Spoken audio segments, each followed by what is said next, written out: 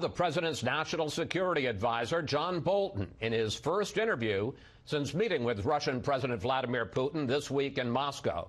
Ambassador Bolton, welcome back to Fox News Sunday. Glad to be with you. What does President Trump want from his summit with Putin? Is it beyond just improving the dialogue and general relations?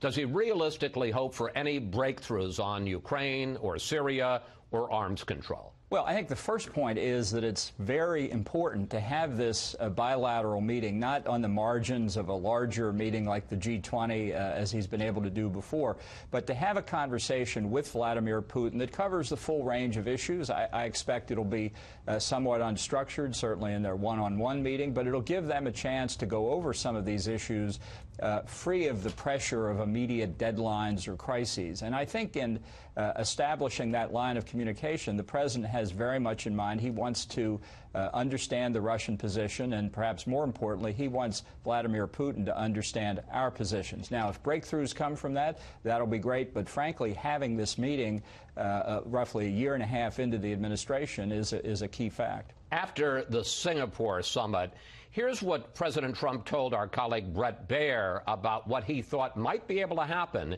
if he could sit down with Vladimir Putin. I could say, would you do me a favor? Would you get out of Syria? Would you do me a favor? Would you get out of the Ukraine? Does President Trump really think it's going to be that easy to sway Vladimir Putin? Will you do me a favor? No, I think what he's saying is, look, if we can have a direct conversation between the two leaders, especially given the Russian system where Putin essentially calls the shot, we can find out where Russia's main points of what its main objectives are and what we need to achieve. But without this kind of discussion, which has been precluded for some time by the political noise over the allegations of collusion with the campaign, we haven't been able to do that. So that's why having the meeting and getting started is in and of itself so important. Some European leaders have come out this week and said that they're worried that we're going to see a repeat of what happened with the G7 summit in Canada and then the president's trip to Singapore, that he will meet with our NATO allies in Europe and be very critical of them, and then he will go to Helsinki and meet with President Putin and lavish praise on him.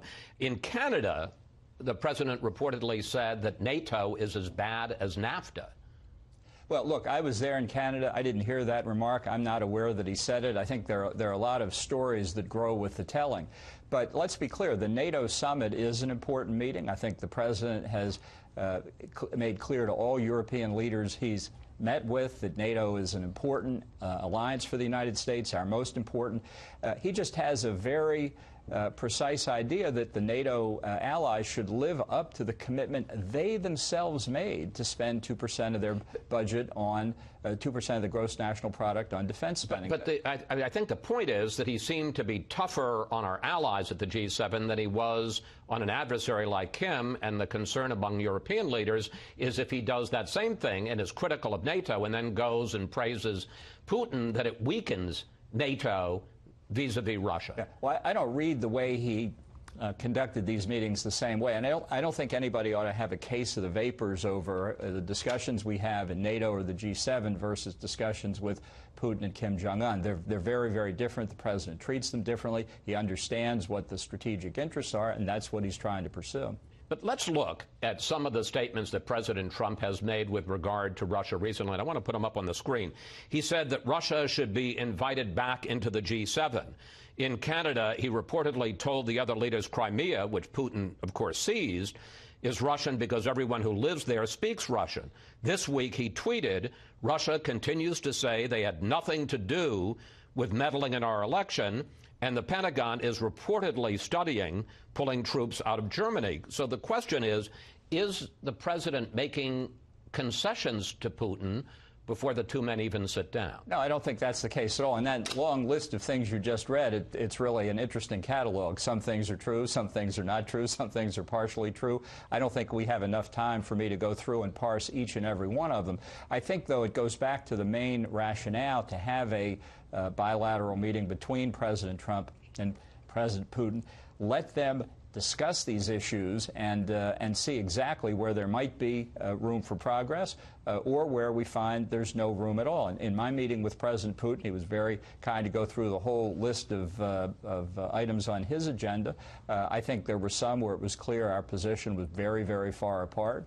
There were others where perhaps there's room for some kind of progress. We'll just have to see. But given the nature of the Russian system in particular, I don't think we're going to find out until the two leaders get together. Well, you say some of the things that we listed, these were all obviously reported. Some of them were clearly true. He did invite... Lots of things are reported that don't even come close. I mean, he himself said that he would like to see Russia back in the G7. And he that's the one that's almost unambiguously true, right? Well, and the tweet is unambiguously true.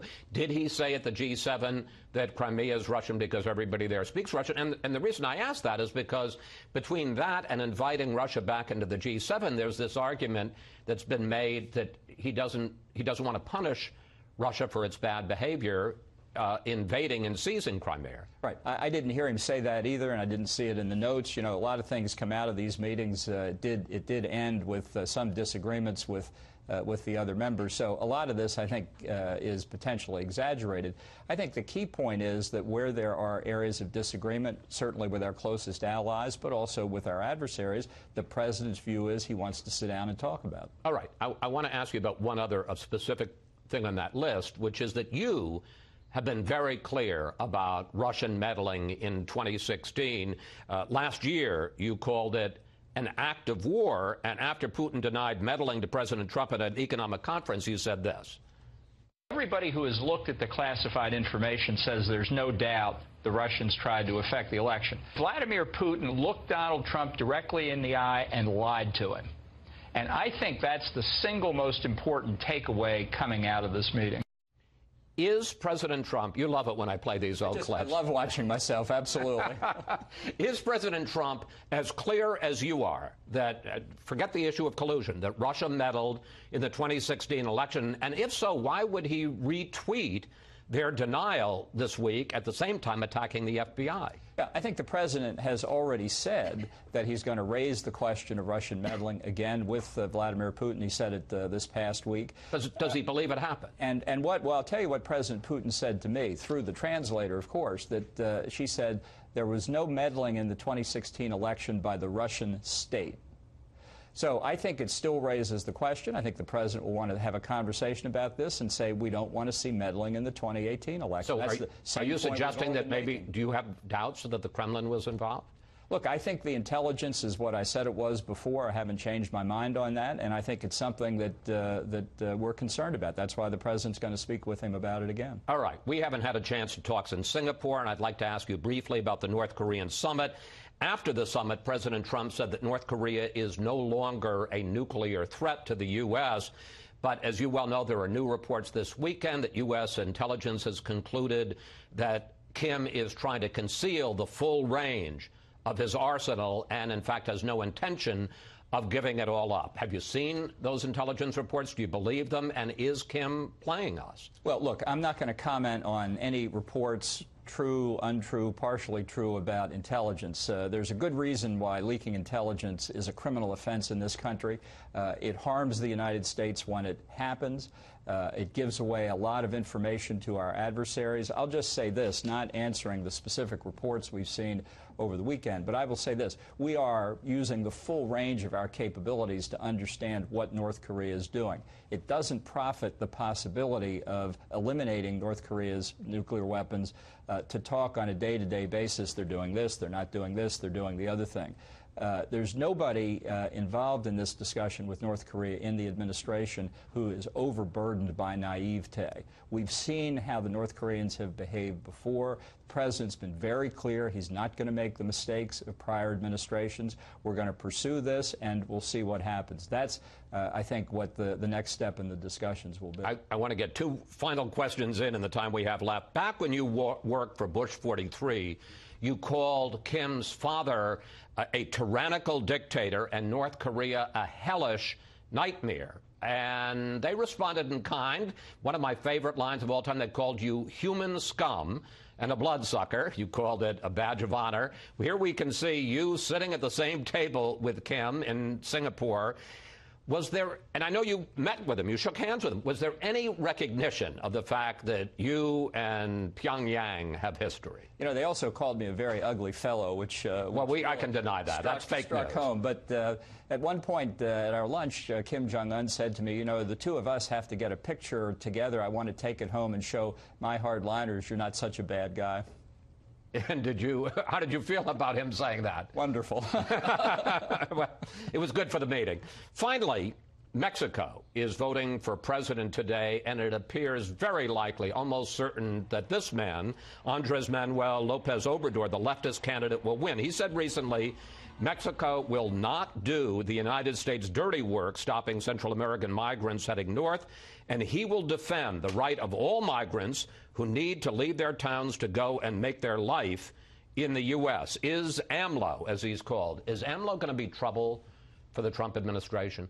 Well, honestly, I think people may be surprised on this, and I think President Trump will follow through with the same pattern he's used with other foreign leaders. He'll look forward to meeting with him, sitting down and talking about these things. We have a relatively long transition period between the election and the inauguration of the new Mexican president. But are you concerned by some of these statements? I think we're going to get some things done during the transition statement, and I think in this kind of context, having the two leaders get together may produce some surprising results.